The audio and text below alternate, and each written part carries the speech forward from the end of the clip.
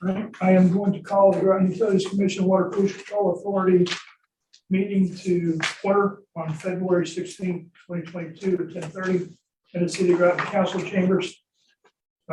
We have all commissioners are here, either in person or in Commissioner Gotti's case through Zoom. Approval of the minutes. I'd like a motion to approve the regular meeting minutes of January 19th, 2022. So we have a motion and a second. Are there any corrections to the minutes? Hearing none, all in favor, say aye. Aye. Opposed? Abstentions, motion carries. Okay. Need a motion to approve the treasurer's report for January. Second. We have a motion and a second. Are there any questions on the treasurer's report? Questions or comments? Hearing none, all in favor, say aye. Aye. Aye. Opposed? Abstentions, motion carries. Communications and correspondence. We have the three that are listed: email from Sheila Fuller regarding Tri-Town Trails.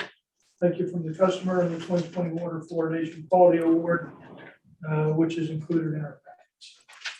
Did we receive anything else? Okay. Ron, do you have anything else? And are there any commissions or communication correspondence from the commissioners? Okay, thank you. All right, public communications. This is the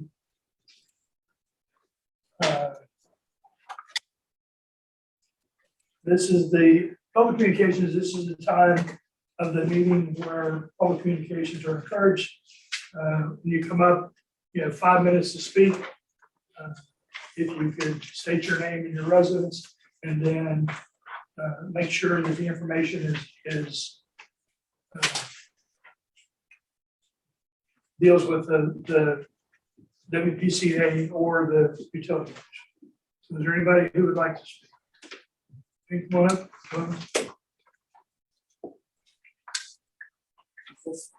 Where I sit. Yes, ma'am.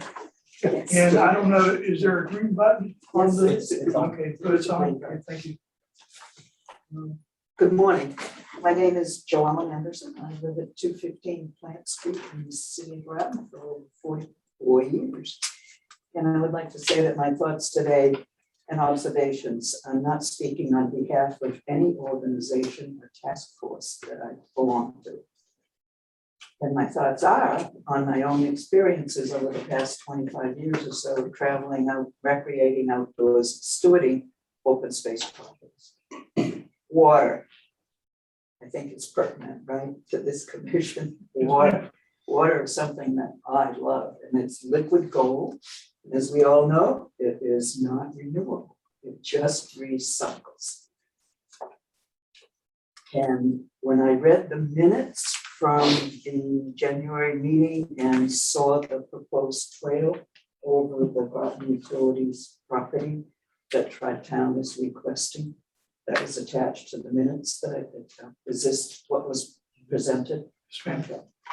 I was very concerned because of the proposed trail around the Poheganut, so close to that reservoir property, water, I should say. And I would like to encourage commissioner members, if they're not familiar with the Cott property and the dog park that's over here, that they specifically take a walk over there to see how the public uses that property with their dogs. And I think that that should be taken into consideration when the commission decides whether or not they're going to open this very special piece of property to use by the public. More water comments. It's a busy year. This year, Water Day is March 22nd, right? World Water Day. Made a comment to a group recently. Let's have everybody shut off their water for the day and see how important water is. And all everybody did was laugh at me. And I said, I'm serious. Shut off the water. See how important it is. And May 2nd to 8th is the National Drinking Water Week. And a number of years ago, Groton Utilities participated in a program program that was put on by the Groton Public Library, and it was a series of programs about water. Bless you. And at that time, they scrubbed up the old water treatment plant and opened it to the public for a tour, which was pretty interesting. But we had a number of people show up for those different programs. The other important thing that I've been bringing up to some of the groups that I belong to is this is the 50th anniversary year for the Clean Water Act. And I'm sure that that's come up, but I think in some of the organizations I belong to, I think it's important to note that and to maybe focus on it and try to encourage the public to focus on the fact that Groton Utilities certainly does a great job of providing us with clean water. Thank you. Thank you. Thank you. Comments from the commission? Okay, thank you. Just to let you know, no decision has been made regarding additional access to reservoir property. We are particularly concerned about class 1, class 2 lands, meaning near the water, immediately adjacent to the water.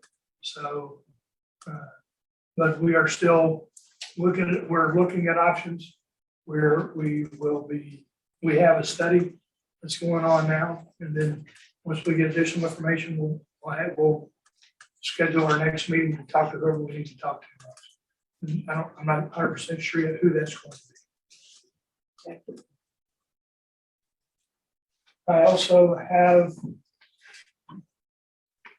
communication from San Spano, 300 Thames Street. There have been 3 other days since the last UC meeting on 1/19/22. These were Wednesday, 1/19/22, Thursday, 1/20/22, and Sunday, 1/23/22. The Wednesday, 1/19 through Thursday, 1/20 problem can best be described as a major event and due to multiple mechanical/system failures resulted in the direct release of digester gas into the atmosphere for more than 24 hours. You see the email Spano today, 1/21/22. It was called into GU customer service. Normally this time of year, all digester gas to be funneled into the plant furnace to be burned off to heat the facility buildings and tanks. Should there be any failure in the system, it should then be automatically funneled to the Evacuate automated torch to be burned off rather than direct release due to excess pressure. Here's my understanding is that what happened is it was explained to me sometime Wednesday, 1/19, the fuel pump to the furnace failed. There was also a solenoid failure. As a result, the furnace stopped working, and due to the solenoid failure, the gas was not shuttled to the torch. Even if the system had worked correctly, the transformer on the torch had apparently also failed, so the torch would not automatically ignite. As a result, gas was released into the atmosphere and hung in the air since it was basically windless at the time. Sometime midday, Thursday, 1/20, the torch had to be manually lit, start burning off the gas. It burned throughout the night. Sometimes Thursday, Friday, fuel pump and solenoid were replaced. As of last week, the torch transformer had not yet been replaced. As to whether this has now been fixed or not yet, perhaps GU management can advise as to the current status. Without the transformer, the torch will not light automatically and can only function if manually lit, thus risking a similar event. For those who have not had an exposure to digester gas, you're lucky, as it is very nasty smelling and highly toxic stuff. On Sunday PM, there seemed to be exactly the same odor in the air and similar wind conditions. See email Spano today, 1/22. This was again called into GU customer service. It is my understanding that while an operator was dispatched and smelled the odor, the cause could not be determined. For reference purposes, there were 0 odor days during the same time period last year. A few points I would like to make. 1, considering the magnitude of the Wednesday 1/19, Thursday 1/20 problem, it could have been nice if either of the plant operators or GU management had called me and made me aware of the issue before I had to discover it myself by literally walking into a cloud of gas. 2, It is a real stretch to believe that 3 mechanical failures all happened simultaneously on the very same day. 3, the Evacuate automatic torch is less than 2 years old. Has anyone looked into why it is malfunctioning? Problems at the plant, which began on July 8, 2019, now been going on for more than 31 months. Things have only gotten worse. Again, I thank the commissioners for your help and advice. That's from Sam Span.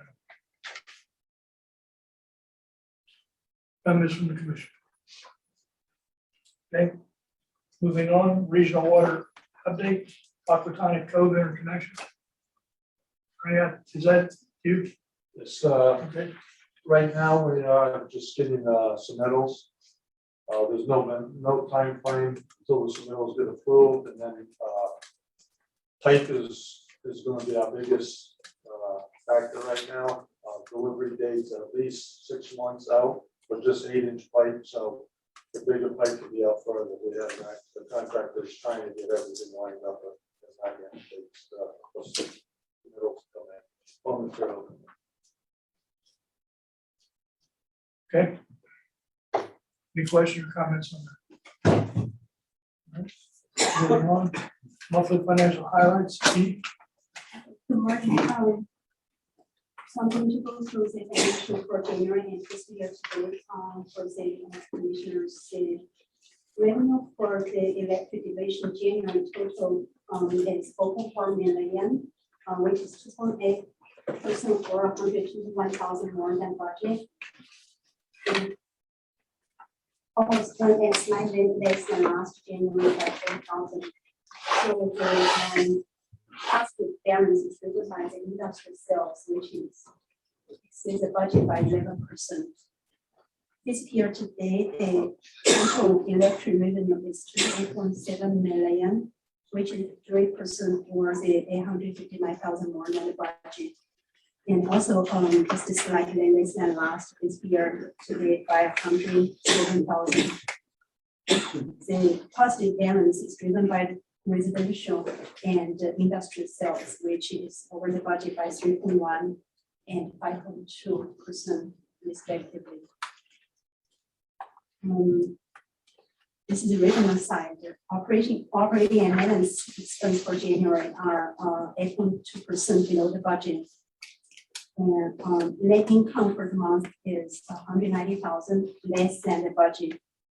The unfavorable variance is driven by the higher power costs. So we got the new calendar year, the power cost, projected power cost from the CEMEC is estimated like 50% higher than last year. So we're going to use the rate stabilization to stable the power cost, and also we are going to look at our the rate stabilization funds to see if like the future the TTC adjustment will be added to adjust the power cost and transmission cost for the new fiscal year.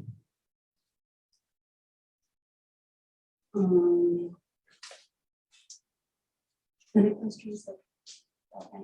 Yes. Quick one, line 28, purchasing power. We're up 18%. Can you tell us what's going on there? Which page? This month on page 5 of my report. So yeah, that shows 18.3% up. If you look at the revenue side, you will see the revenue is also over than the budget. So this variance is part of due to the we have more the volume change, so more powers, and also the billing cycle. That means the part of the power we purchase this month will build the early outflow, early outflow February because of the billing cycle. So this is pretty much a result of the Volume. volume on the industrial side. Correct, and part of the billing cycle impact. Yeah. So our billing cycle, our purchase power, we paid is they paid from the first to the 31st of the month, but our like the billing to the customer is has a different cycles. Some of the purchase power we purchased will be billed to the customer to the February because it didn't recycle. Like, yeah, thank you. Yeah.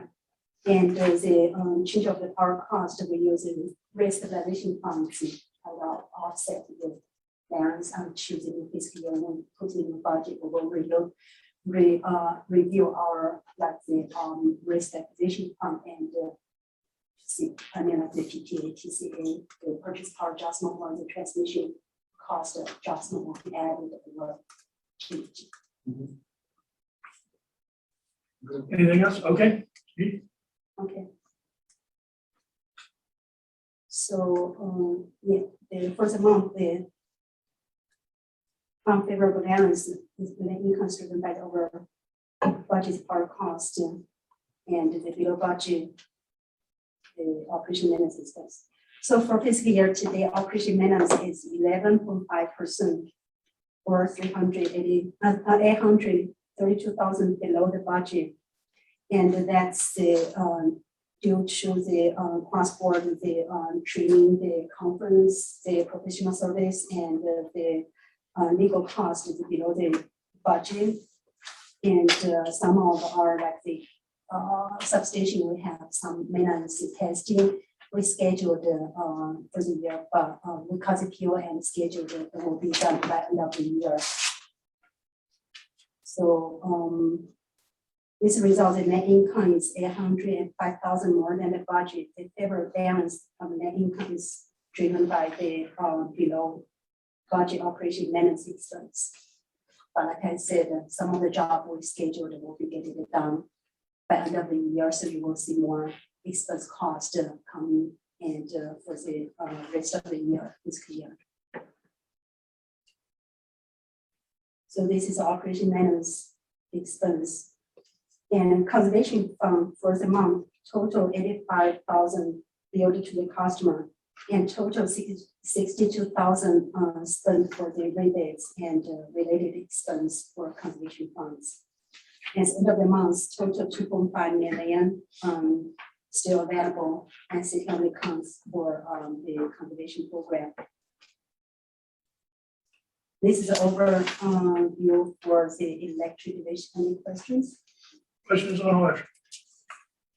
Okay. Hearing none, please go to water. Water side, the revenue for January total is 852,000, which is 3.9% or 35,000 less than budget and 13.1% less than last January. So the negative variance is driven by the sales for resale, which is below the budget, almost 40% or 56,000. Part of it is due to the venue, and another one is a major billing correction for the major customers and, from last month. So fiscal year today, water revenue of total is 6.8 million, which is 1.5 or 100,000 below the budget and 3.5% less than last fiscal year today. The negative variance is also driven by the sales for resale, which is under the budget by 6%. This is a revenue review, and operating and maintenance expense for January, it's 9.4% below the budget. And depreciation expense is 50% below the budget, and due to the delay of the water treatment plant project. Net earnings before grants are 234,000 more than the budget. And this is 68%, which is 160,000 is the water treatment plant related expense. For operating maintenance expense for fiscal year today is 9.1% below the budget. And depreciation expense is 47.2% below the budget, and net earnings before the grants are 1.5 million more than the budget. And the favorable variance is driven by the under budget, the operating maintenance expense and the delay of the water treatment plant project related cost, which is about 1.1 million, which is 73% of the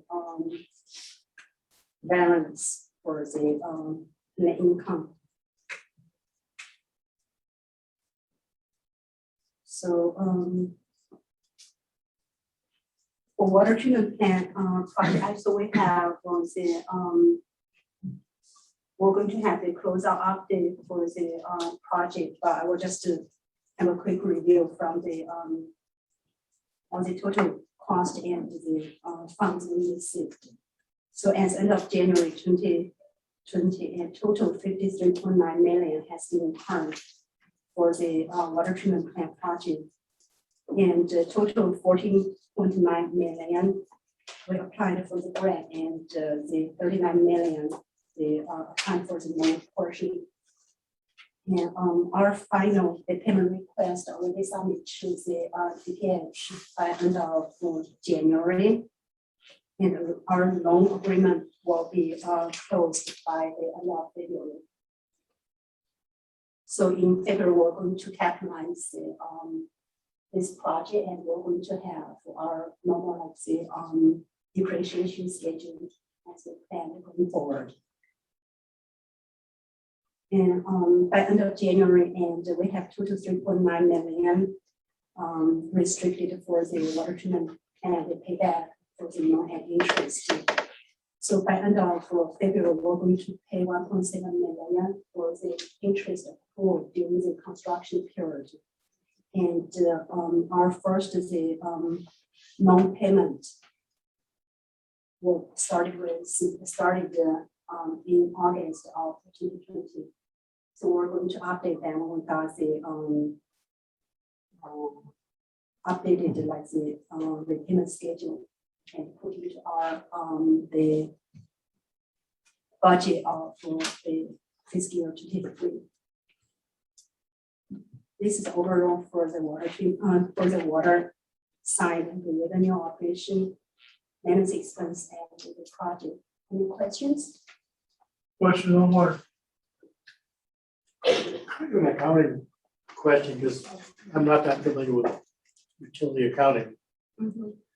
When you capitalize this completely, I think there'd be $61 million of work in process to be included as a plant.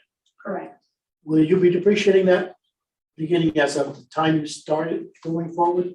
Or are you going to plan on backlogging the depreciation you would have that we were missing in prior months, included in your initial setup?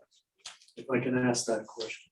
No, this is a very good question. And for our utility accounting, we usually start capitalize and start depreciation when the asset put into service. Okay. When using, so we don't usually like say capitalize before they close out and start putting into the service. Even though we've got the asset financially, it's not. Okay. Yeah. Answer the question. It's operation. Financially, it's not, even though it is. Yeah. Yeah, that works. Yes. Any other questions on water? Okay, Pete, please continue. Okay, sewer side, the sewer revenue for the January total is 370,000, which is 5.8% or the 20,000 more than the budget, and but 21.5% less than last January. The positive variance of this month is of the revenue is driven by the industry sales, which is 8% more than the budget. That is due to the one of the industrial customer has less deduction than the budget and less than last month. So fiscal year to date, the store revenue total 2.3 million, which is 5.7% or 139,000 below the budget, and 21% less than last fiscal year to date. And the negative variances also came from the industrial sales, which is 10.8% below the budget. Operating maintenance expense for January is total 11.7% or 33,000 below the budget. And net income is 6,000 more than budget, and due to the under budget the expenses, the operating and maintenance expense. Operating maintenance expense for fiscal year to date is 16.7%, or 329,000 below the budget. And net income is 218,000 more than the budget, and the favorable variance of net income is driven by the below budget operating maintenance expense. This is overall for sure, and the days cash on hand for the 3 division is 125 days. So this is overall for overview for the all 3 divisions. Any questions? Questions on sewer? Right, that's it. Anything else?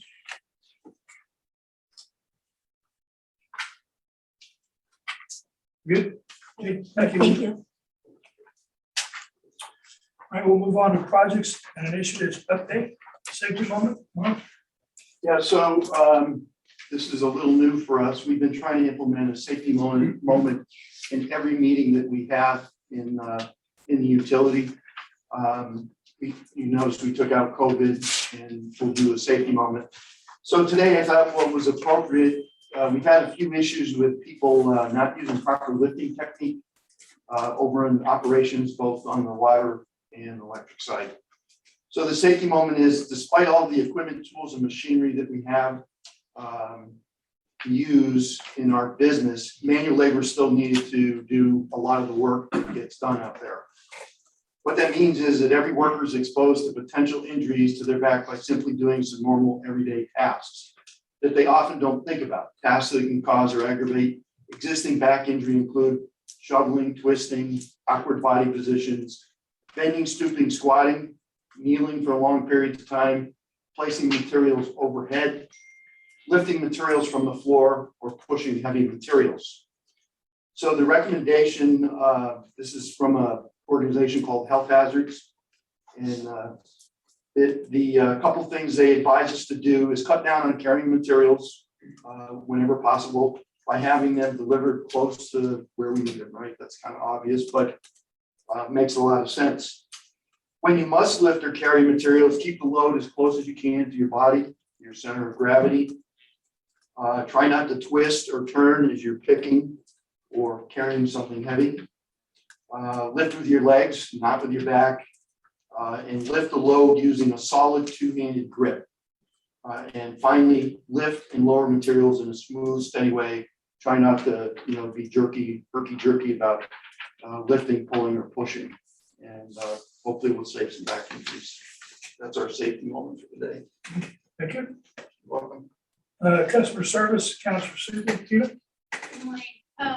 Before I start with the accounts receivable, I guess my question is kind of where we're at with COVID right now, and everything's kind of settled out. If you would choose to not have this part of, just let me know, because we're holding steady. We are back to our normal aging AR as of like 2018 times. It's actually really helped with United CT and how they pitched in to help the municipals and the other utility companies to help kind of balance that out. But we're running normal. Winter moratorium, so you can't really interrupt anybody's service because of the weather. So we're doing our collection calls, sending the emails, sending the shut-off notices as normal, and trying to keep the customers' bills as much under control as possible. So we implemented this during COVID because of the there's one of the executive orders that came out of the governor's office that we could delay collecting payments and those kinds of things. And as a result, we wanted to track accounts receivable and let us know here so we could determine whether or not that was an issue or not. In the end, it really wasn't that big a deal for us. It worked out okay for us. But I agree, this is probably a good time to go ahead and because we weren't receiving an accounts receivable report every month before that. So if you guys are okay, we'll just terminate this unless you see a benefit of having it moving forward. Where's the commission on this? We're good. Okay, And then, if something changes, Yep. absolutely, or something comes out of customer service that I think that you, as the commissioners need to be aware of, I'll ensure I bring it here, but anything that's happening big that could affect you guys, I'm sending you guys an email or ensuring that Noemi gets the information out to if we do any inserts or whatever, so. And you can always reach out to me if you have any questions, please. well, and customer service did a great job during this whole thing, so thank you. Yes, they have. Thank you. All right, water filtration plant project closeout update. I assume it's gonna be rain. We're almost there. Don't get excited. Yes, we're closing out. Matter of fact, the state's coming down tomorrow and go over our records. Mike Weber, who's been the day-to-day person at the plant, we have 35 boxes to review tomorrow, so that should be most of our day going through records and stuff. All the closeout for the money's coming through. We met with the contractor about his payment, how we're gonna have it. We have a giant spreadsheet with all the items that need to be fixed and worked on. The air conditioning and the heating system, they're over there now. Only there's all the split cases are on the ground, on pads, and being worked on. So, matter of fact, there's been more people over there the last couple of weeks than we've seen on the project in a while. So it's moving forward.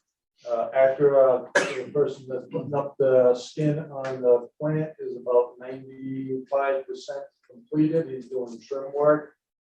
And so hopefully we get that skin part done. The manganese contact is our only big issue right now.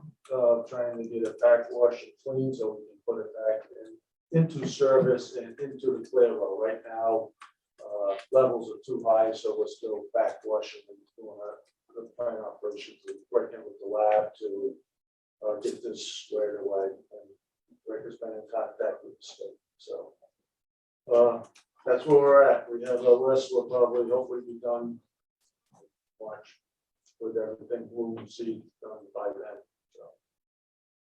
Good luck.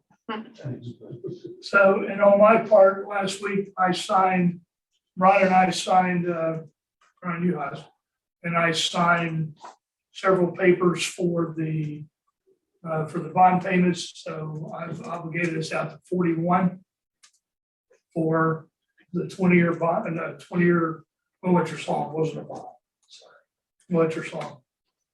But Ron and I signed those last week. So that's done. Another thing that this is going to be new to you guys and new to some of the staff, and the thing I've requested us to generate a training on two things. One is you're a drop of water that starts in Smith Lake. How do you get through to the faucet of somebody's house?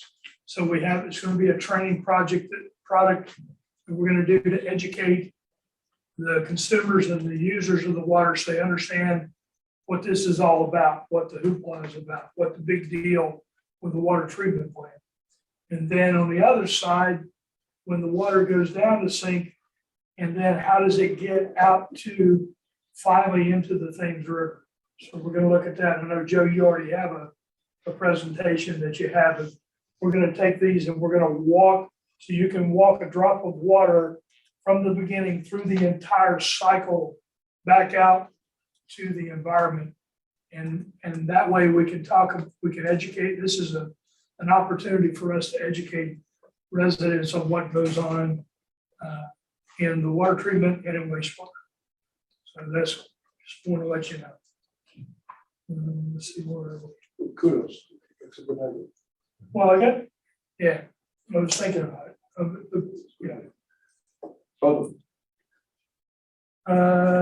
Projects update transmission, Randy? Sure. So we're making progress. The vegetation is 100% complete. The trees, we've got a punch list items of some danger trees and some stuff with that for the transmission we're probably around 95% for that.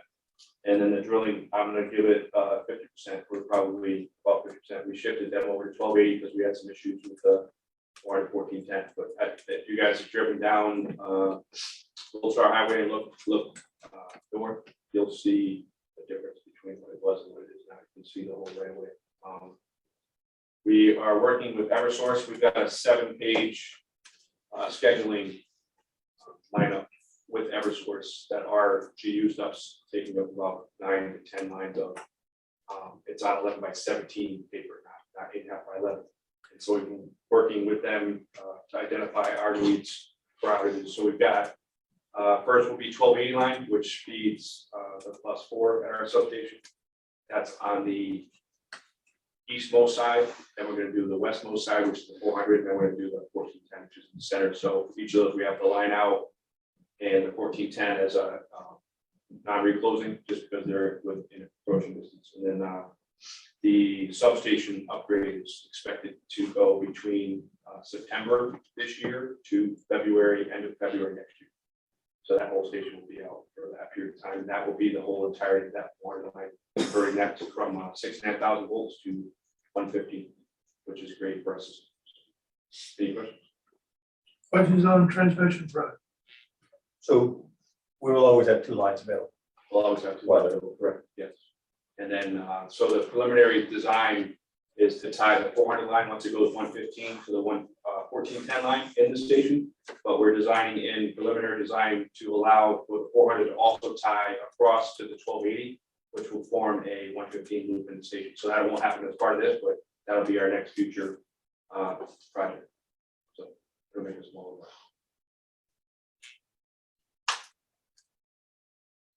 Anything else? I have one more. Okay, go ahead.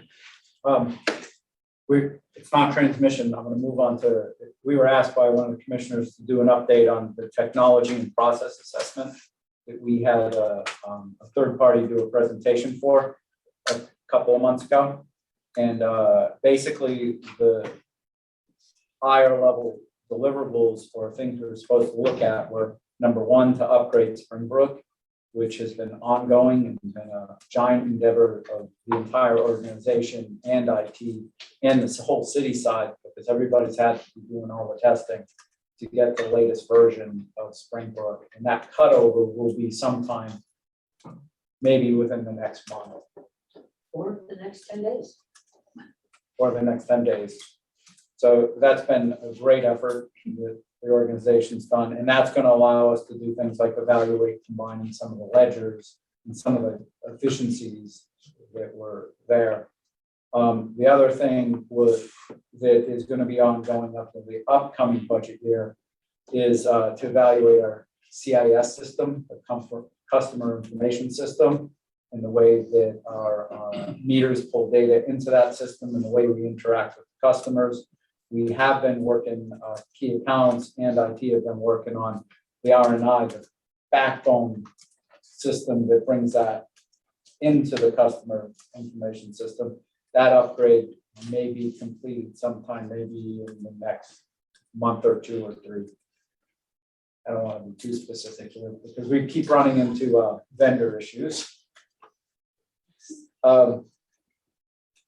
And then the last part of that, actually, which we've been working very hard to get quotes, is a work order and asset management system, which you've heard us talk a little bit on the side about CityWorks. The Public Works Department of the city has budgeted money to move into this CityWorks system, which is an extension of Tremble, our GIS system. We currently use Tremble to monitor where the trucks are and to monitor our electric lines live from the meter data. Tremble folds right up into a work management system where you can track labor, man hours, and maintenance that you do on equipment. So you're going to see soon, hopefully, a quote for and request to buy this system. We're working with the vendor to work on quotes. They're very large quotes, it's a lot of money, and as soon as we see a lot of money, we get cheap and we push back and try to economize and get the best quote we can. But we're gonna be doing that in tandem with the city, the utilities moving forward with asset management, which is maintenance on this, everything from this building to eventually the distribution system lines and the collection system of the source. Everything. So the vendor will dedicate the resources to you, the manpower, so it doesn't take in our people to do the implementation. The implementation costs are extremely high. Yes, that's what we're So working on that- right now. It covers that. So you would ask for an update, so I wanted to Thank you, make sure I hit that. because the reason why I brought it up was, we have this infrastructure funding that is coming in this year.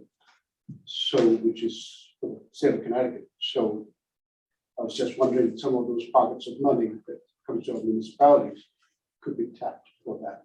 It's $5.38 billion to Connecticut.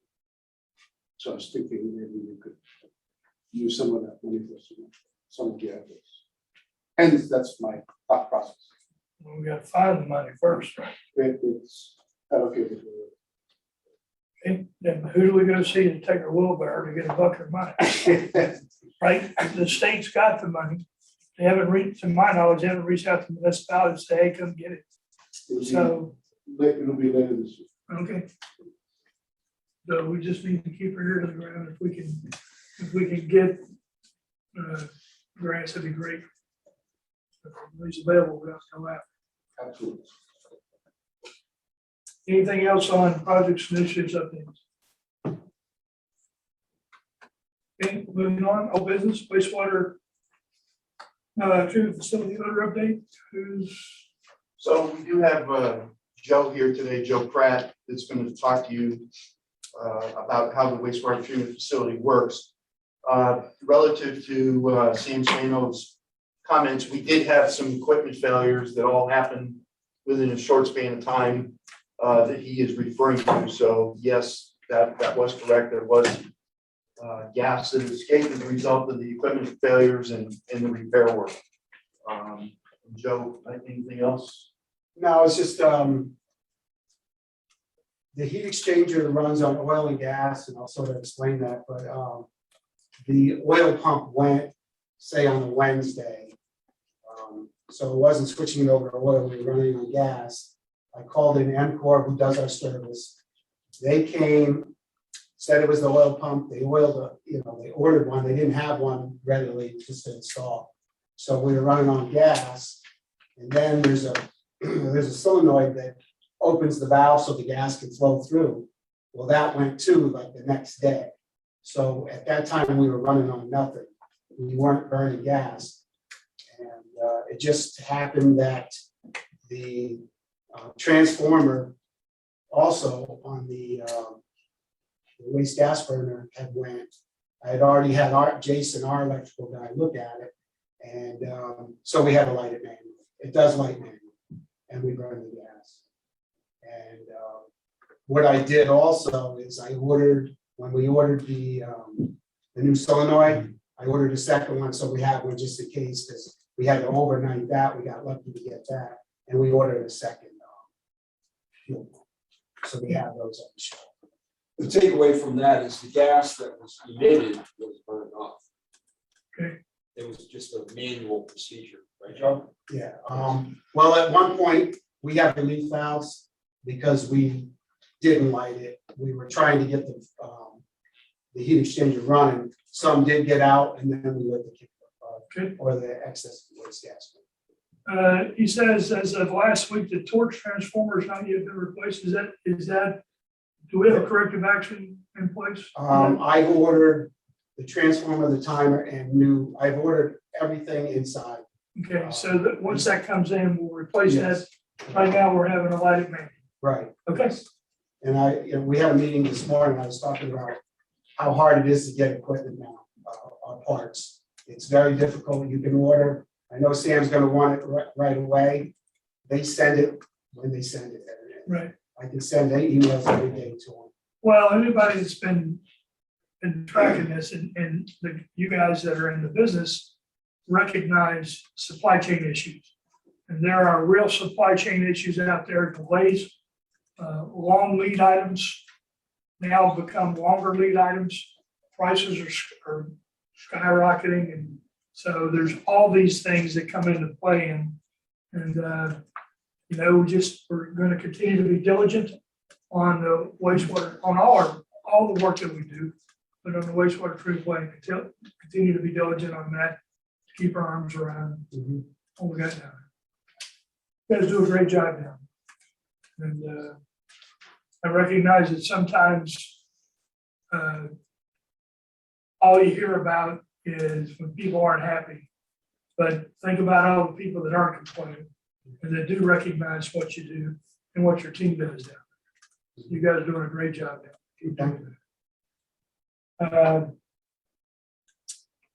We'll get to you here in a minute on the training. The Tri-Town Trail Association, where are we on that? Who would talk to that? So Mayor, I can talk to that. So what we've moved forward on is working with SLR to look at the financial and mechanical and the permitting processes of the trail. So we had the kickoff meeting. They made a request of data and materials, mapping, and we sent all that to them, and we're waiting for them to respond to have another meeting. Okay. Now I've reached out to Kate Rattan. I'm going to talk to her again, and then talk to Jim Butler at COG to get get what their input on this is. I'm not ready to go. I don't think we are ready to go to the COG yet and make this a COG issue. It's not a COG issue yet. But I do want to talk to them and see how this fits in to their master trail plan and that kind of thing, because we keep going back to the reference of the master plan, and the master plan talks about 6 foot wide, which now are not 6 foot wide, they're 10 foot wide manicured trails all the way down through. And that's not what we've discussed in these recent meetings that we've had with the Tri-Town Trail. So we're still trying to fully boundary this so that we understand what the expectation is and then what our restrictions are. So we will continue to do our due diligence. We're doing a study now. I'm going to talk to Kate Rattan and the Jim Butler. Anything else on the Tri-Town Trail? When we summarize all our information and have it all put together and when make a final decision on this, I personally would like to walk the whole trail just so I understand the fact that we're going to be reviewing. Physically, I can see different types of complications that arise from all different areas around the reservoir. But at some point, I'd like to plan that. Okay, we can do that in advance. Probably not do that nice much. Sorry. Take your time.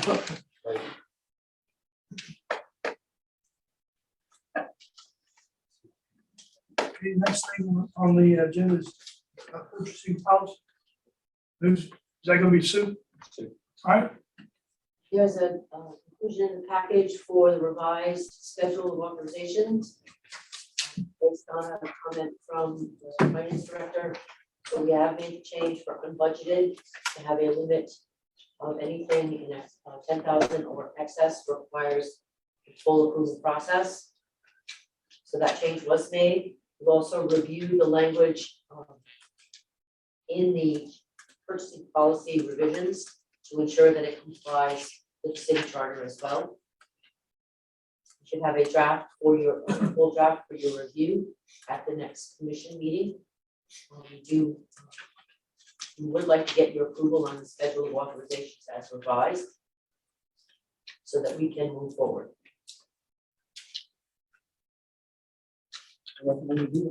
Your motion? you want that today? The last time it was when you approved it with the modification, it was not a vote, it was a general consensus. So if the general consensus is to proceed, then it will become part of the policy and that will be voted on. Okay, so let's look at where the consensus is. I like the way it looks already presented. Okay. I'm agreeing. Proceed. If you're okay with what's been correction, Commissioner Gotti? Yes, yes, I'm okay. Okay, all right, proceed Okay, with great. that. We'll have a job for you next I month. mean, this is the first, this is our first hurdle, and then we'll go to council with this, but getting it cleared through the commission. Once that's done with the commission, I really don't see the council objecting to it, but you know. Do we need to vote? So we're gonna go by consensus, and then, so the consensus is to move forward in this direction. And then the vote will be when you approve the changes. So that'll be the actual documented vote for the changes to the, yes, sir. Now, do we want to codify the emergency thing in there, or do we want to have that as a temporary policy that's not codified? The definition of emergency has been included, that you approved or had a consensus on last month. That's been incorporated into the new language of the policy, Okay, the definition of emergency. then that answers that question, because that's gonna come up, and when we get to the new motion that we're gonna get introduced later on, we'll talk more about that. But I don't see this getting any better. I don't see the supply part of this getting any better soon. I think it's gonna be a couple years, or a lot of things that are playing into it. And we can talk more about that later, but at some point, we have a consensus from the commission. We have not yet brought this to the council. We'll need to bring this probably at this month's committee of the whole. Okay. And we'll talk to them about it, and with the emergency, not an emergency, special mayor and council meeting that we're having tomorrow, that'll be fresh on their mind, and then that will get their attention a little bit, I think, on where we want to go with emergencies. All right, anything else? Anything else on that? Okay. Project tracking? Who's gonna, Josh? Josh, I'm gonna let you come up here. Okay. But the reason this is important is because with the new purchasing policy for capital projects, it allows us to move pretty swiftly with issuing purchase orders. It doesn't require an approval from commission or council for capital purchase orders. So what we want to do is make sure that we're tracking capital projects in a way that everybody understands where we stand and what's going on. So this is to help address that. So does everybody have a copy of the paper? Does anybody need one? It's also important. Oh, thanks. So right now we have just laid out a description of the ECT project. And this is what we're using to show you guys first. You'll see that we have a $15.2 million budget. Our POs that are committed so far are $12,415,921. There's a total of 29 purchase orders. To date, we've paid $1,941,375 for a combined 13% of our budget. You'll see the Buddington substation is only at 6% spent, but that goes with what Randy was saying. Buddington's lagging a little bit behind the transmission line. The transmission lines, we've spent 16% on the 400, 15% on the 1410, and 21% on the 1280 line. And we're using the red light, green light status bars there to keep you guys informed. If we ever get above 75% of our budget, that will change over to yellow. And if we ever hit 90% of the budget, it will change over to red, which at that point that's when we would have to seriously evaluate what's going on in the project and make sure that we're still within that timeline. So the reason the timelines are down below, the reason I feel they're important for this document is it shows you where we are on the timeline.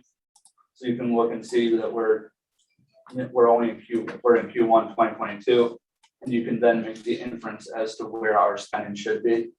We can't give a true spend rate and a true burn rate because some pieces of machinery cost $1 million, other pieces cost 10,000. Is there any questions on this? No, thank you, I like the So, timeline. so one of the things that we talked about was how to present large projects to the commission and to the council if we need to present it to them. And we talked about discussing budgets, so we knew where we were on expenditures, and then also on timeline. So one of the things we are moving to is cost scope schedule and focus on those things. And that's what this is capturing now. So Josh has done a great job with this. Josh and Bruce are working together. They have all our projects. I get briefed monthly on all the projects that are going on. And this is a good tool. Yeah, I like it. Sites. Thank you. Any questions or comments? Okay, Thank you. thanks, Josh. All right, new business, wastewater treatment facility presentation. So I do it up there? and- Yeah. Joe, come on up. I don't know if any of the commissioners have had this brief before or have taken a tour. If you've not taken a tour of the wastewater treatment plant, I encourage you to do that. I also encourage us, we should probably set up a tour of the water treatment plant. Now that it is commissioned, to get that out there. And it may be beneficial to take us, I know when I first came on the council, we got a tour of the electrical station, some of the substations and that kind of stuff, so that we understood what the electrical distribution was about. So that might be something too. So Darren, what you were saying as well. So, Yep, get you a full tour so that you understand what decisions you're making and on the physical equipment. what is getting better? The weather is getting better. All right, that's all yours. What you're saying with the tour too, it's a lot easier to explain something when you're seeing it instead of on a picture or a diagram. So, yeah, anytime you guys want to come down.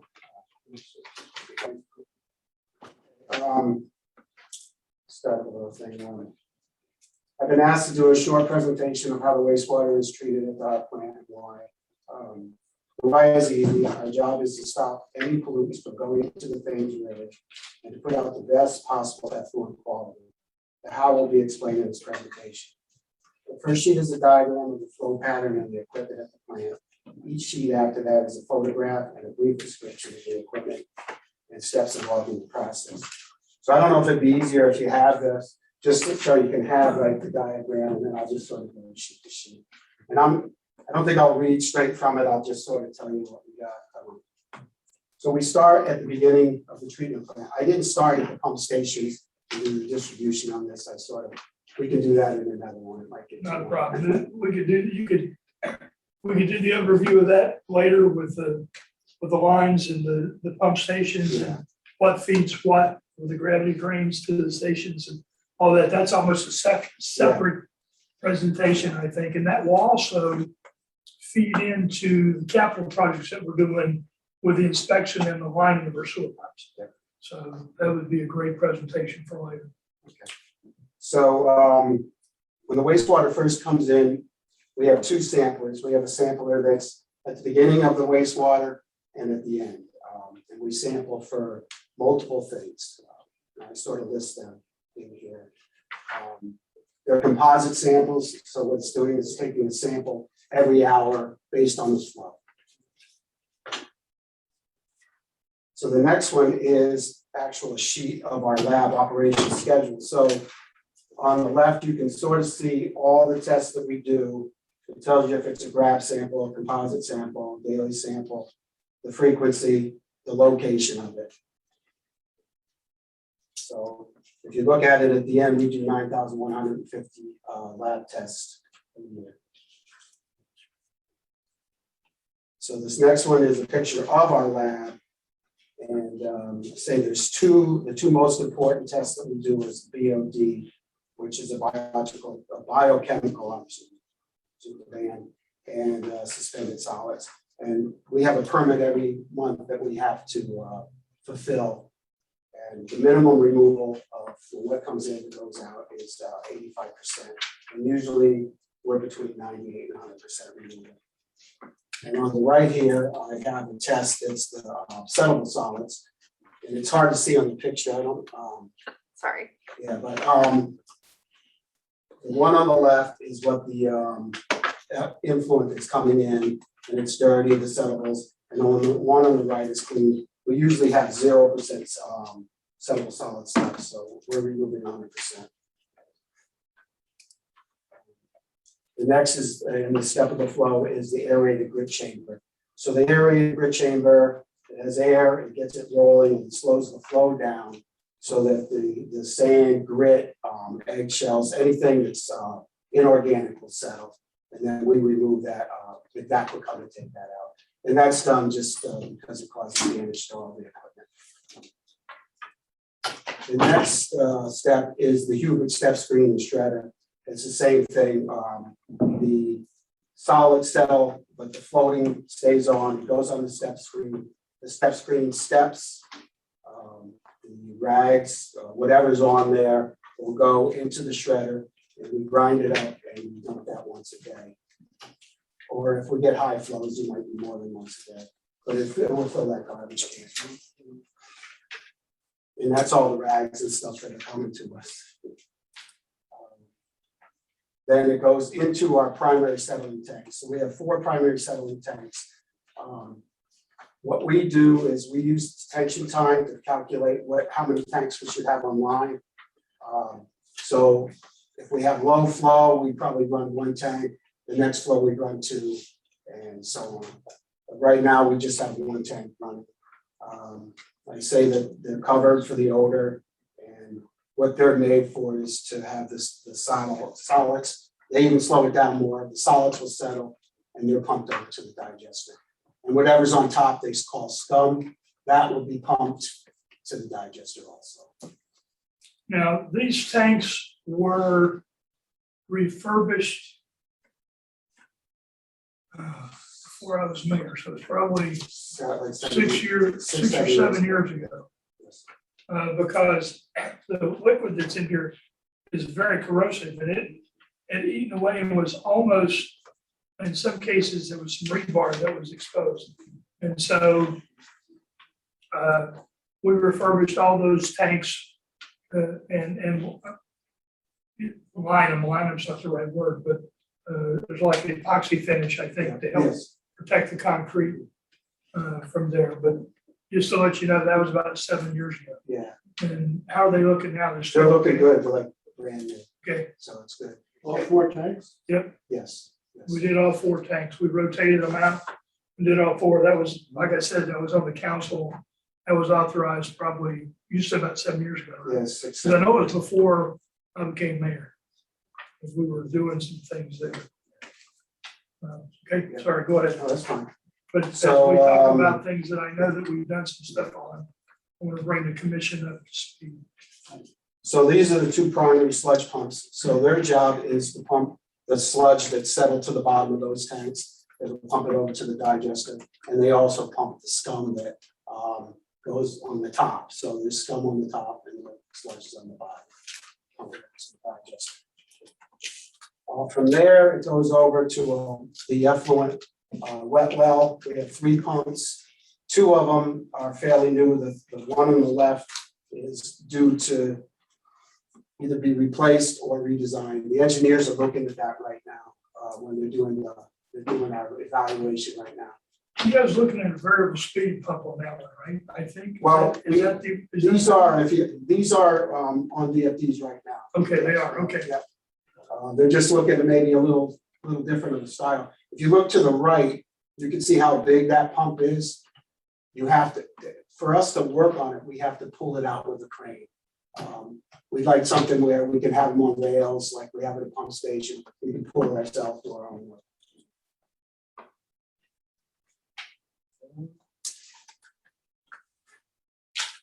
So from there, it is pumped to the aeration tanks. And the aeration tanks is really where everything gets done. That's the secondary treatment. We're using an activated sludge process where we give the microorganisms enough oxygen, enough food. They multiply, they consume all the solids, and then they can flock together and they'll settle out.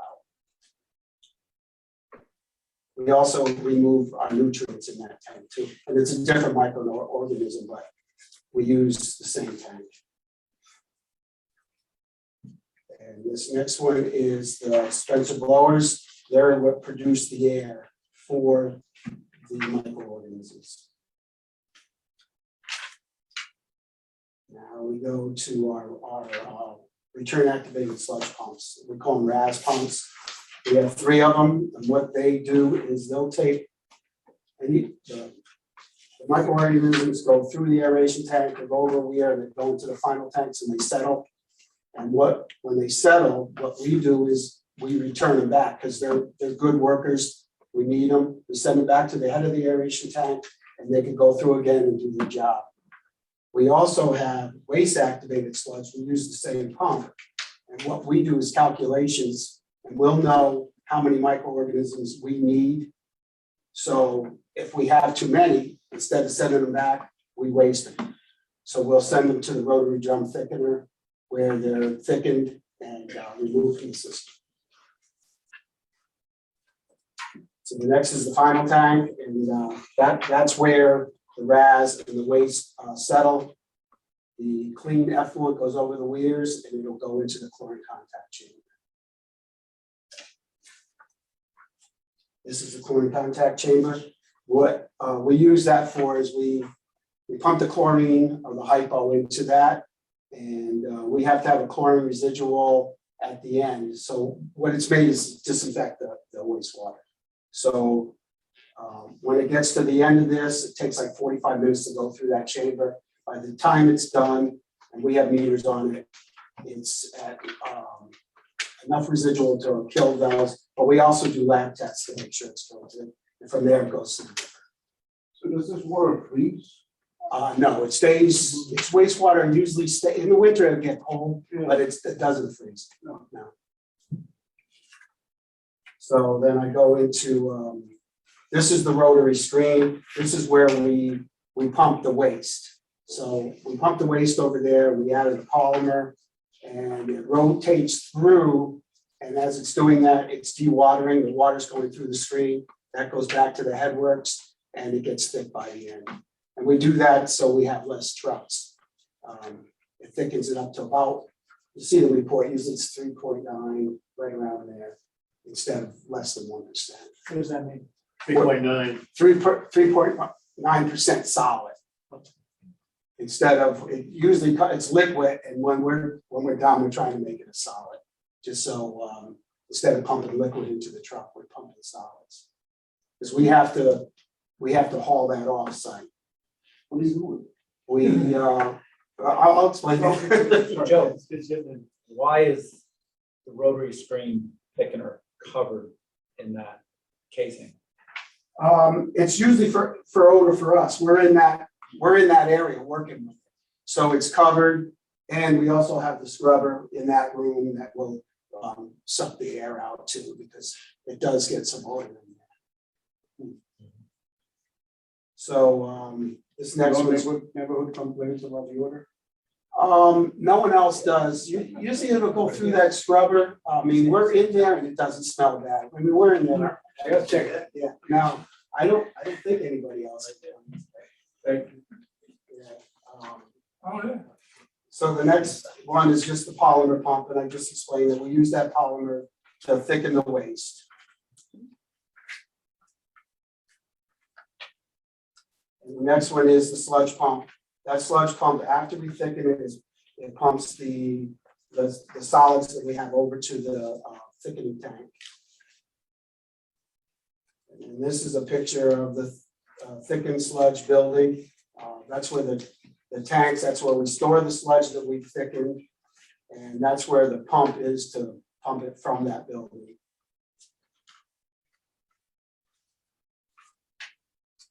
This is the transfer pump. So once the sludge settles in that tank, usually twice or 4 times a week, depending on how much we produce, we pump it to the tanker truck. When we remove it. So the next photo is where we pump it to. What we do is that hose gets hooked up to a tanker truck. From that building, we pump and they take 6,500 gallons. Well, like I said, we probably 4 times a week, sometimes 3. It all depends on what we have to waste. And how would you describe the thickness of that sludge? It's almost like dirt. It's not, it's thick where you could take, it would be like a mud pie if you slop it down on the ground. It's not watery. There's some processes that we don't use that you can get it to where it is like dirt. It's like 30% solid. And, but you can't pump that, so you would have to remove it in a dumpster. So right now, what we do is we send this off and it gets, I think it's. Gets incinerated. Right? It gets burned. So when I first got here, I said, all right, is there any way that we could make money off of this product? Meaning, is there an arc of profitability where we could send it?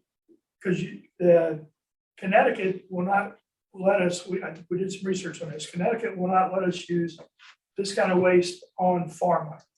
Oh, But Rhode Island allows it, but we couldn't meet all the requirements because in order to get it to the right thickness, we would need another thing, another component to make that there. And we didn't have room for it. And so, because what I was looking at was, is there a way we could make a profit on the waste byproduct instead of, because one, you would not have the cost for incineration, but 2, you can also send it. I mean, we even talked about maybe going to the golf courses locally to the tribes, right? Because they're sovereign land, so they have their own rules kind of thing. But, you know, we didn't quite get that far, but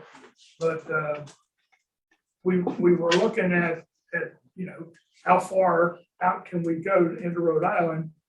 But then we weren't able to meet their requirements for the thickness of it. So we looked at that. So you insulated, we not, I mean, we did the whole burning of it. We not generate heat. Well, we don't. yeah, you need a big incinerator and if you want to talk about odor. No, I mean. Oh, I see. Yeah. All right, I got it. Right. So, Same with really. They used to spread it on the town. Okay. yes, They used to bring it to the dump where the land. Yeah. Used to spread it out, let it dry. and then Yeah. Cover over the car. Yeah. Yeah. Yeah, Were so- you thinking like my season, it's visors, they take it out to the sound and all the fish that I used to generate. well, That was I on wasn't- everybody's gardens. Yeah, well, everybody it was, right? So, you know, one of the things that coming from where I come from the business side, I'm looking at, okay, how can, you know, we're paying for this, it's a lot of money. Is there any way, My product. right, is there any way we could sell this and turn this into a profitability thing? And we did look at it. And in the end, we weren't able to make it work because we needed more capital and we needed more space. We didn't have enough space for that other component. It was pretty impressive what they're able to do. Sorry, Joe. So Joe, it pumped from the storage building right into the trailer trucks? Yeah, it goes from that pump that I showed through a pipe and right into the truck. We hook the hose up. He has a valve on his truck that he opens up. We hit the pump and it just starts filling it. 6,500 gallons. How many gallons are in these tanks? That's, it's probably 100,000 gallons. Yeah. And we try to keep it down. If you let it get too high, we also had Sam complain about that odor. We ended up getting a company to come in and caulk it all so the air wouldn't get out of there. About how much do we spend a year on trucking sludge out? Do you remember? $140,000 is in the budget. And where does it go? It goes to, well, Mattabasset, where it's another treatment plant that has an incinerator. And they take it and burn it. So they're making money. They're making money off it, yeah. So, the next one is, this is a picture of the digester building, and, the digester building, we have two tanks. We have, one that has a solid cover and one that has a floating cover. And what happens is, the solid cover is full. When we pump from the primary tanks, I talked about earlier, whatever goes over there, goes over a weir and it goes into the secondary tank. But also in this primary tank, we're producing methane gas. That goes through gas lines, it goes into the secondary tank, and that's where we store our gas to burn. It'll float when it gets to the top. You can sort of see the relief valves on the top. The methane So- gas, does that have a heavy odor to it? Is that part of? No, I think it's odorless. It's just like the byproduct of the sludge and stuff that's forming, but I think methane gas is odorless. Now, just another thing that happened, this happened. I think this happened in 17 when I was the first mayor here. We had a digester explosion, and that's actually probably, if you even gonna use the word explosion in a small e, but what happened was the pressure built up because there was a clog, the relief line was clogged, and the roof lifted. I mean, actually lifted and moved, and we ended up having to get that replaced, and we cleaned that digester and we cleaned the other digester. So the digester cleaning, the maintenance on them is about, what, 7 years, something like that? Yeah. You could test them, and if you don't have as much grit on the bottom, the state will let you go further. But if you have more, you clean. And one of the reasons, there's multiple reasons why I decided to pull the sewer out of the tax base into the enterprise account. But one of the things was that maintenance was overdue. It was overdue by a couple of years. And now I don't think the cleaning of it and everything else, I don't know that 100% contributed to the overpressure, but it might have. So, but now we have it on, we have money set aside for all the maintenance that these guys need to make sure they're doing. That's one of the advantages of having it out of the tax base. Because if you go back, tax base was pretty much just O&M. And it wasn't a whole, there was nothing else. And if you need to do capital projects, then we end up bonding. So just interesting one thing, what Joe said is absolutely true. So it's important for the commissioners to know that when we get customer complaints, the methane gas that we release is colorless and odorless gas. So when a customer says, I'm smelling your methane gas, however, correct me if I'm wrong, Joe, it's when hydrogen sulfide reacts with the methane in a chemical, sense, That's what it is. that then you get an odor. So the odor is more of rotten eggs, Right. hydrogen sulfide, methane itself is pure. Right. Methane is odorless. Hydrogen sulfide does give you that rotten egg smell. Right. Yeah, but people get confused. And in the end, they don't care. They don't care what you call it. It smells. It smells. Right. Yeah. So Yeah. we can spend all day trying to teach them what it is or what it isn't, but they don't care. So this next slide this is the heat exchanger. If you look down to the bottom, you can see two like solenoids on the bottom. Those are the ones that I had problems with and we replaced. So the heat exchanger is made to burn on the methane gas or on oil. And usually what we try to do is use all the methane because that's free, we're producing it. And if we need oil, because it has to stay at a certain temperature, we can't lose temperature in that sludge. So if it starts dropping, the microorganisms don't like it. And they're anaerobic, they have no oxygen, so they consume what they need to. And we're trying to reduce the sludge by about 50%. So this is a way to reduce like the waste that we're thickening, this does reduce it by about 50%. This next picture is the excess waste gas burner that Sam was talking about. And that's the same thing. It's set up to run automatically. If there is a problem, it doesn't, but we can write it. We can write it manually. This was right after that. I just took this picture after that. And these are the pumps. We just replaced this mixing pump. That's one of the products we did. It mixes the sludge, keep it homogenized pretty much, and it mixes it with the incoming. And then we have restart pumps, and they're made to take the sludge, run it through the heat exchanger to keep it warm. And, that's pretty much all I have for now. If anybody's got questions. Questions on Got a lot of pumps to process? take care of. Yes, yeah, we have a lot of Yeah, pumps. do that. Here's Leon. Joe walked me to the plant last year. Yep. And you saw everything, the whole building, inside out. It's impressive. I didn't smell anything No. anywhere during the whole. It probably spent 2 hours together. Yeah. Oh, yeah, yeah. And the cleanliness Yeah. of it's the just- plant. There's I nothing mean, there. there's a lot of pride over there.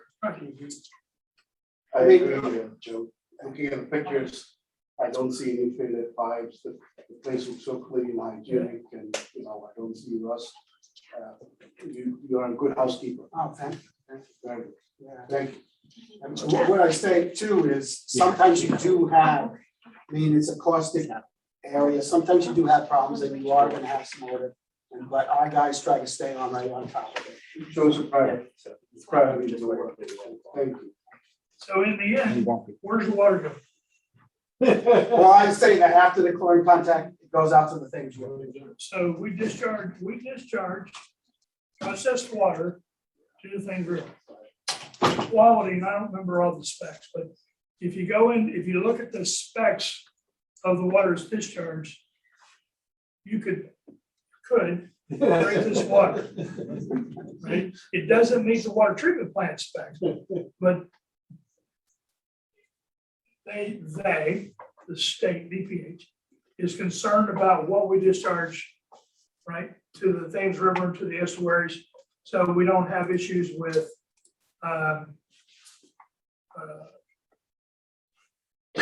the marine life and those kind of things. One of the things that I think we sometimes miss here, I know the council sometimes miss, they used to point it out, because I think it's really cool, is that there's a nitrogen limit that we can discharge back into the harbor so that you don't have overnitration and therefore you don't kill the fish and those kind of things. For as long as I've been around, I think we've always been under that. Right. And we get nitrogen credits to the tune of money, right, back to us because of the efficiency of the plant and what these operators do. Where's that come? Comes from State? state. Right, it's a state program.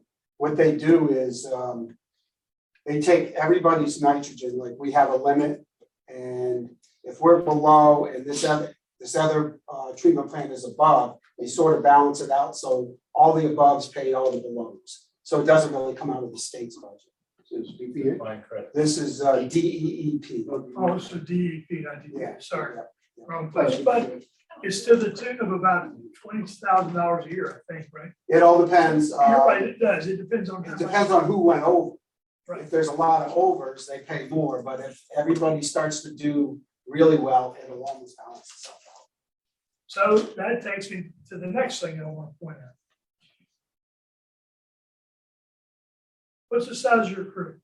We have me and 6 other people. And so we got a crew of 7 people that are doing this, and these aren't just people that you're picking up off the street. Talk real quickly about your certification process and the certifications that you guys have to maintain to operate this plant. Well, you have to be state certified, and you start as a grade 1, a grade 2, grade 3, grade 4. The 4 is the highest you can go. You have to take these Sacramento books or any wastewater book to get enough CEUs to be able to take your one. Like if we get a new employee, he would have to take like wastewater operator one from Sacramento. It's 9 CEUs. That gives him enough to take the grade 1. You can't get your grade 1 license without working at a treatment plant. You have to work for more than 2 years. And then you go to get your grade 2, you need 35 CEUs, and then it goes up and up. To get your 4, you need 135. You have to have been like a charge band for at least 2 years because you are the highest license and you are running the plant. So it gets harder each time. Right now we have me and Jim Bowdy, which is the lab tech, our grade 4s. We have a grade 3, which is our leader, Eric, and then we have a 2 and no, 2 2s and a 1. So those guys have to move up eventually to take over for us. That's what we're trying to do. Trying to get them enough CUs, enough knowledge to move on up. So how do you recruit? Or do you need to recruit? Do you have enough people? Well, we just hired a guy and we got sort of lucky that we got a grade 2 with a license that came from the town. Okay. He was, I don't know if he wasn't happy with them but he came to us. He came to us, we did not poach. You know, that's important, Yeah, good one. right? Because I learned a long time ago, you don't poach, because if you poach, it goes back to you. Because if you poach somebody, somebody's gonna poach you. Right, so. You don't poach any of Rick's steel, do you? In this- No, we've got nothing to do. So, but it's important because most people, all they do is they flush the handle on the toilet, and the water goes away. They don't care where it goes. They don't necessarily think about the processing and what we got to do and where does the water eventually go. And it goes, and when I tell people, it goes back to things forever. They're like, oh my God. And I said, well, here's all the things that happen. Right. So, and here's the certification we have similar certifications for the water treatment plant.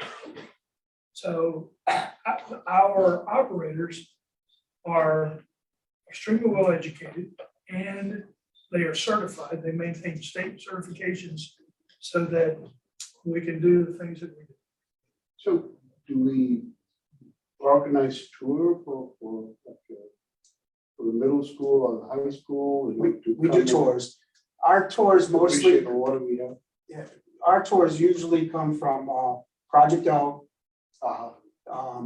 They used to pull up because we had the dock, but now they go around, there's a state dock. They have the kids go out in the water, they come around, and there might be 35 on there. We do tours for them. We do tours for the Coast Guard Academy. We do, anybody that wants a tour, if they call me. Actually, even the high school, the ocean one. Marine science? Yeah, they'll call, they'll come down. Oh, good. Yeah. We have a relationship with the Coast Guard, with their capstone projects that they do. So I had an opportunity to go over and listen to a couple of different capstones, and it's pretty, they're talking about different isotopes of nitrogen and stuff like that that are being produced. But one of the things they were trying to do is there's a pollutant that's in the water that typically comes from sewage or sewer plants. So they said, can we do a capstone project? And these guys said yes. And what they were trying to do is prove it was us, right? Because we're sewer plant. What they found is that isotope was less in value out of the sewer plant than it was in the general of the water. Right. Now they were done with their capstone project because they proved it wasn't a sewer plant. But I was recognized, I said, my question is, you haven't found a source. So where is the source? Right. And then basically it was like, well, we're done with that capstone project. Somebody else will have to pick that up. So we're not, but then that led to discussion about legislation and about discharge of the waters, all those kinds of things. So, I am the very first tour that I received as a counselor was at the wastewater treatment plant. And I remember that, and then the next one was the water, and then eventually I got the electric, but it is pretty impressive. What they do. So anything else on this? The runoff into the river, is that pumped out into the channel The runoff, when it leaves the plant? oh, it's just a pipe that goes out, Just gravity, probably it's 50 gravity flow. It's gravity, yeah. And also we have to test that once a year. It's a acute aquatic toxicity, so we have to rent a boat, go out, get the outgoing tide, test that, and then test ours. And what that test that they do is they take like little baby minnows and they put them in there and they see if any die. And you have to have less than 90% die, so you can have 10% die. Yeah, and we also do that quarterly also, the aquatic toxicity test. But we don't test the river, we just test our own. In your testing for your licenses, that's through the DEP. DEEP, now, it You have used to to be physically go take a test. What's that? You have to physically go take. Oh, yes, take- yes. Yeah. They do the testing twice a year, usually July and January. Because of COVID, it's sort of getting all messed up right now. So guys that normally would take have gotten their next test, haven't taken them. They just came out with a thing that they're gonna start doing the testing. So it's good for the guys. It is good. Any other questions? How many years have you worked for the city? It'll be 7 years in October, 8 years in October. I worked for the town, I was the operations supervisor there. So that's how I knew the guy that came, but I didn't go poaching.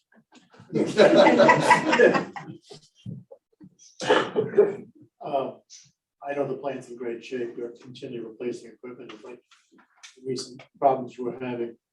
So overall, it's working as efficient as you can get. Yes. Do we see in the future replacing anything in that plant that will need capital improvements? Major change or What building needs to be replaced or a new upgrade in the systems that needs to be brought into technology? Well, we've hired an engineering firm to come in and do that evaluation. And actually, it's supposed to be done, I think, by the end of this month or next month, where they'll come out. They went with us, that we had meetings every month, we talk what we want, what they think, and they're gonna come out with a report on. That's a Ray Pierce contract. Good. What's your current capacity It's 3.1 million gallons. per day? And then you guys are roughly at what percent, you know? We, without this rain and stuff, we were like 1.6. It's usually on the report every month, but it's around 1.6. We have some capacity, unless EB really starts. Right. Giving us some. We're a little over 50%. The reason I bring this up is that here's another thing that people aren't thinking about. Is that I'm promoting economic development in the city, meaning we want growth. We want to bring in places for people to live and those kind of things. There is a rule of thumb for a family of 4, this is how much waste, right? We have to make sure that when we're doing all this strategic planning, that we're not forgetting about resources, right? What do you do with your wastewater? Do we have enough? Do we have enough water? We know we have enough water. We were able to provide Pfizer the water whenever they were at their peak. So, and we have electricity.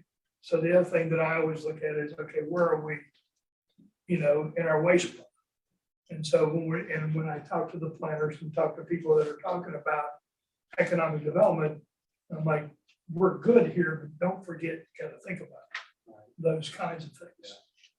And that's one of the reasons why I'm pushing to get the water lines, not true, sewer lines inspected in line. Because when you take into account, the fact that 20 inches sea level rise in the next 30 years, you take into account the number of storms that we have, we get water infiltration because some of them are cracked. Now they're gravity fed, so they're not oozing out. But what happens is you get excess water that puts pressure on the treatment plant, and therefore it impacts capacity and capability. So if you pay attention to what's in your packets, you'll see that during rainy months will actually go up in their nitrogen discharge. And then, but overall, in the end, we are below our nitrogen level that the DEP. Yeah, just because, just with this snow melt and the rain, we were pumping about 3 million gallons a day. So it goes up from 1.6. They find its way into the system. Yes. And Through exactly, manholes or infiltration through pipes or. exactly what you just said, I'm gonna follow in the story in the paper about Stonington plant, the Mystic plant, was at capacity. But they found out they had leaky pipes. Yeah. And to the tune of hundreds of thousands of gallons Oh, a day. Yeah. Absolutely. So they fix those pipes, then they get capacity in the plant. Right. And that's what we're going to do. They were worried about new housing and so New forth. They development. couldn't take it. And then Right. they realized Take- after the solution, And they have no they room. can develop, redevelop. So Okay, that's why you reline Yeah. sewer pipes. absolutely. Any other questions or comments on the presentation or the wastewater treatment? Very good, thank you. No, thank you. Thank you for what you and your team do every day. Thank you. All right, the next item is action items. I'll take a motion for GECWPCA 22-02-04. Consideration of an action authorized Groton Utilities Management to issue a purchase order to Phase Or Engineering Services. 14 Industrial Park Place, Middletown, Connecticut, preferred vendor for an amount not to exceed $174,108.02, including a 10% contingency for materials and testing of the 1X transformer to be paid from the transmission line 1410 1280 400 Buddington Substation fiscal year 2022 bond fund project.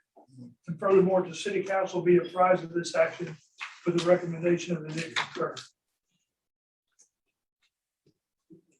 I need a motion and a second. So we'll Okay, we have a motion and a second. Jeff had for long time. Just so you know. Okay, well, I have, we're good.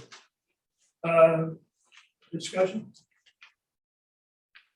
So this is the terminal upgrade at Buddington. The 1X is the transformer that we're moving to accommodate the new structures and the lineup for the new 1911 transmission line at 115. We decided to do this work after we move it to the new pad, so that we're not doing work and then moving it and then having to test it and make sure everything went okay. So we're gonna do some upgrading to, as you know, you touch everything, it needs adjustments, et cetera. So we're gonna do some fine tuning of the transformer gasketing. We're gonna replace some gauges. We're gonna replace the nitrogen system on it. And then we're gonna do final testing, and then after this, we'll actually do another service to change the taps. Right, and then we'll have to do final testing and proof it and commission it for the 115 gauges. But we're gonna do this after the station comes out of service in September.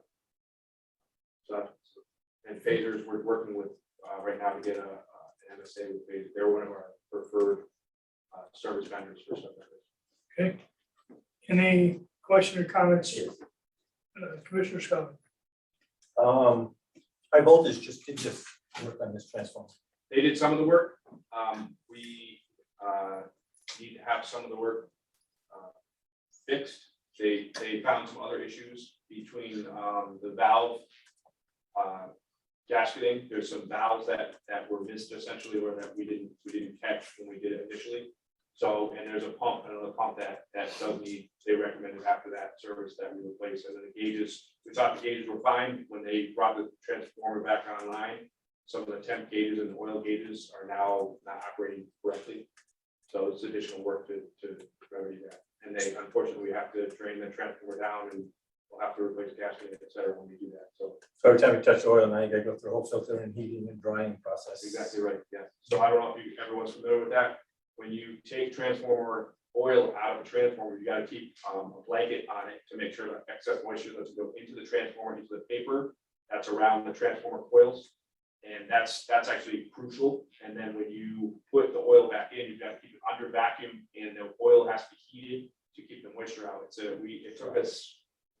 5 days the last time we did this, and it's not actually a pretty thing to do to a transformer. So that's why we're waiting till we move it.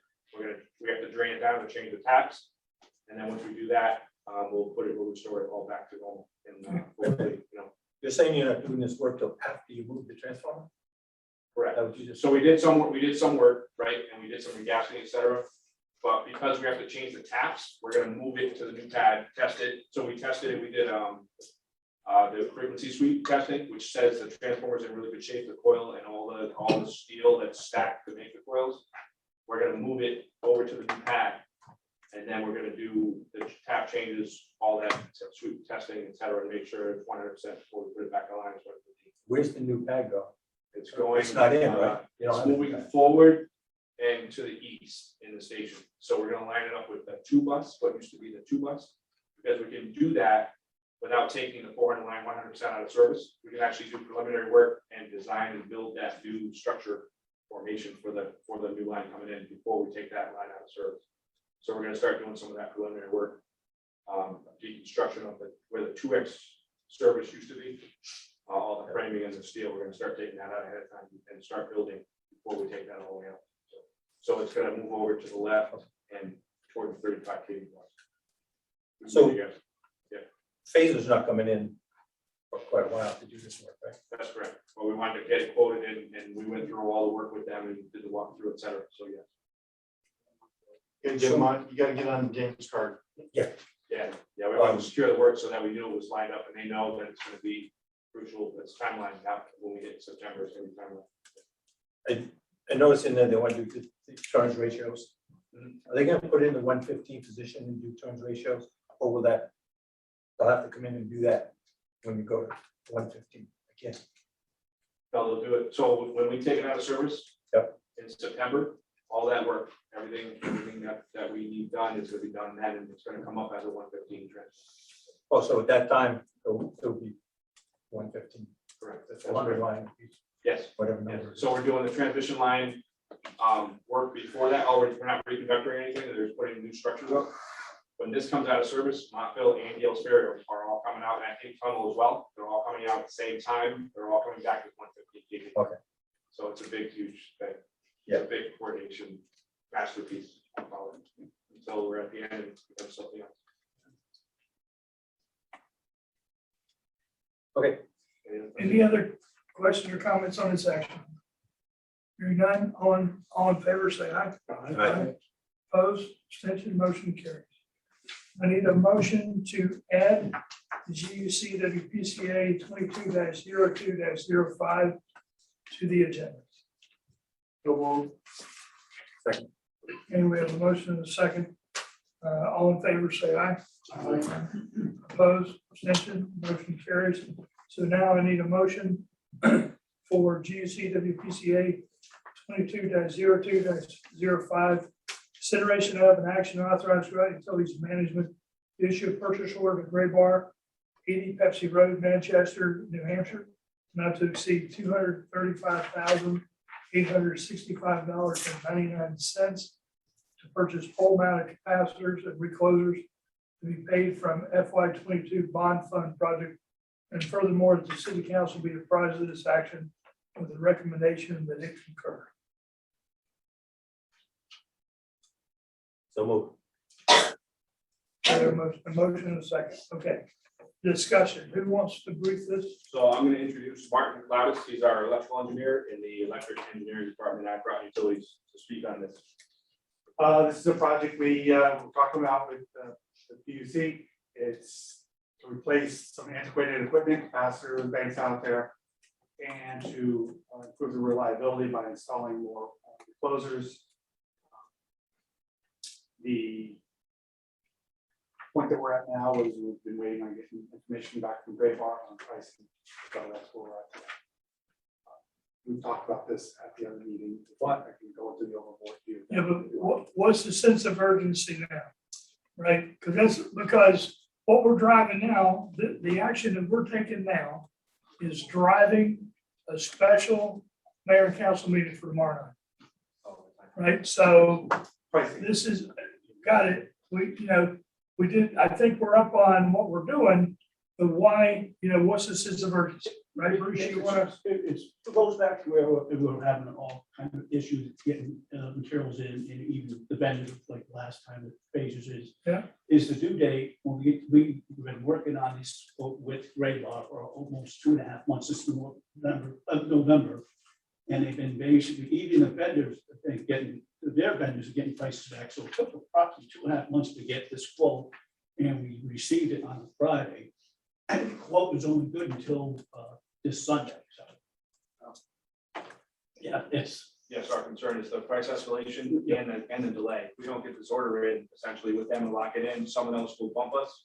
And the price could go up. We're seeing this with everything, transformers, switches, all kinds of stuff. And the prices have to go even from original estimates, they have to go up almost 100,000. Yes. So with the price escalation and the potential that we would be bumped until after the beginning of the next fiscal year, I decided to bring this in today. And then we called council yesterday to make sure that I'm going to have a quorum for tomorrow to do a special meeting tomorrow, because the price runs out on the 20th, or the quote's good rather to the 20th. The first that I could meet with the council is the 22nd. So that's why we're having a special meeting. And this will also give us an opportunity to broach this issue about pricing and you get a 7-day window and the whole emergency discussion and that kind of thing that we can talk to the council about. And then we'll talk to them at length about this during committee of the whole. So that's what's driving this whole thing. One, to get the work done, but two, to make sure that we have the equipment to do it. Because if we cannot close by Sunday, then we lose. Right? And that's why we're having a meeting tomorrow. We looked at having a meeting tomorrow, Friday, but we can't. We have to have it tomorrow because Friday we got to process.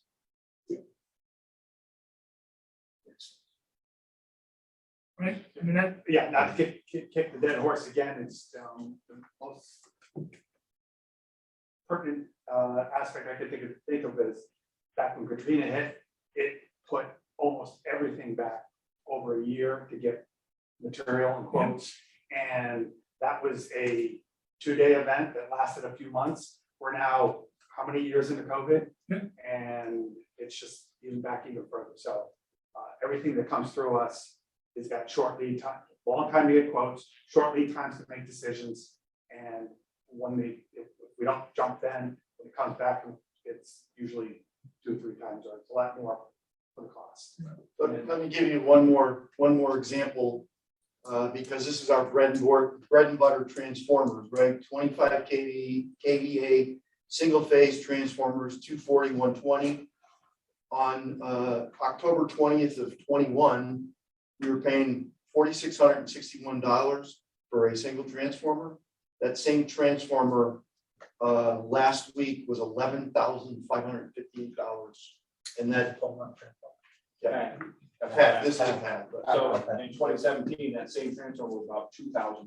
It wasn't. It was $1,995 on 2617. And they probably used more copper back when you were. Yeah.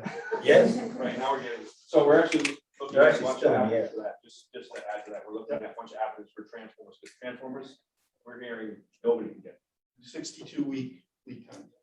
Which that's greater than Katrina, by the way. Right, so it's not just COVID as well, it's these other storms that don't hit here, right? We're sharing now the burden for any storm that happens anywhere across the US. Right. Right. And the Russian invasion. So we may have to start building transformers. So this says 21, 22-week lead time. That's like not guaranteed, right? Some of the recent quotes came in and said TBD. Yeah. They don't even know. Yeah, we had what transformer that we ordered back in. Yeah, we're waiting for the It was supposed to be delivered in December, and it's February, we still haven't got it. That was pretty big. So you have a plan where all these are going, like in Boston, you showed us. Correct. That is the goal. This is for the Bowser project. This is the Boston. Absolutely, yes. It's gonna be a pass through direct Groton to Boston. Yeah. And believe it or not, I won't tell Bosler this, but Bosler's credit rating won't let us issue a Bosler purchase order. It has to be a Groton purchase order, so. Honestly, that's another. That's a separate issue. Yeah. There's just issues using a different name, so it's, the vendors prefer our name. So we just pass it through no cost. It's just. Yeah, Other projects. yeah. All right, any other questions or comments on Commissioner Juliana? The proposed bid for a little over 214,000 with no tax. And then I plugged in a figure for taxes, and this motion here is 235,000. I got an extra $8,000. What's going on? What do we have? What's in there? It's a 10%. 10%? Yeah, it's a contingency savings. Doesn't say the motion, okay. Oh, it doesn't? That's in the resolution. It says it in the resolution. On the resolution. Okay, hold on, yep, I didn't get that. the resolution is what I originally had, this is. Okay, you have that.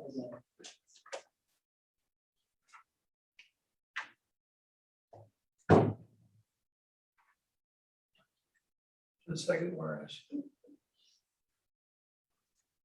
I don't know if the math still adds up or not, but. All right, I'll take 8,000 as the 10%. Any other questions or comments on this? And all in favor, say aye. Aye. Opposed, abstention, motion carries. There is no executive session.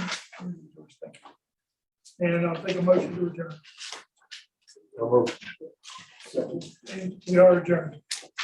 Thank you all for coming out. Staff, thank you for everything. Thank you for what you do every day.